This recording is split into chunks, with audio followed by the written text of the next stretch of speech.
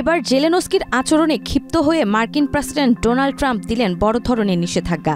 যুক্তরাষ্ট্র ইউক্রেনকে করবে না আর কোনো সামরিক সহযোগিতা। এ যেন রাতারাতি বন্ধু হয়ে গেল শত্রু। শুধু কি বাকবিতণ্ডার জেরে জেলেনস্কিকে কোণঠাসা করছে ট্রাম্প, নাকি এর পেছনে রয়েছে অন্য কোনো রহস্য?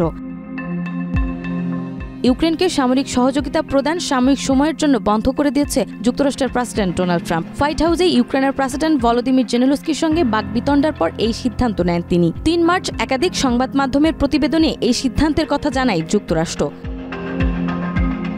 ফক্স নিউজের প্রতিবেদনে বলা হয়েছে, ট্রাম্প মনে করেন ইউক্রেনের নেতাদের শান্তির প্রতি আরও স্পষ্ট অঙ্গীকার দেখানো প্রয়োজন। যতক্ষণ না তারা এই বিষয়ে সদিচ্ছা প্রকাশ করেন ততক্ষণ পর্যন্ত সহযোগিতা স্থগিত থাকবে। ট্রাম্প প্রশাসনের একজন কর্মকর্তাকে উদ্ধৃত করে ফক্স নিউজ বলেছে, এটি স্থায়ীভাবে সহযোগিতা বন্ধ নয়, এটি সাময়িক সময়ের জন্য। তবে কথা না শুনলে এটা স্থায়ী হতে পারে।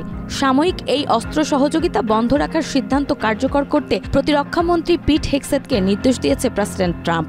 যুক্তরাষ্ট্রের যেসব সামরিক সরঞ্জাম এখন ইউক্রেনে নেই সেগুলো এই সাময়িক সহযোগিতা বন্ধের আওতায় পড়বে। এর মধ্যে রয়েছে উড়োজাহাজ ও জাহাজে ইউক্রেনের পথে রয়েছে এবং ইউক্রেনে প্রবেশের অপেক্ষায় পোল্যান্ডে রয়েছে সেসব অস্ত্র।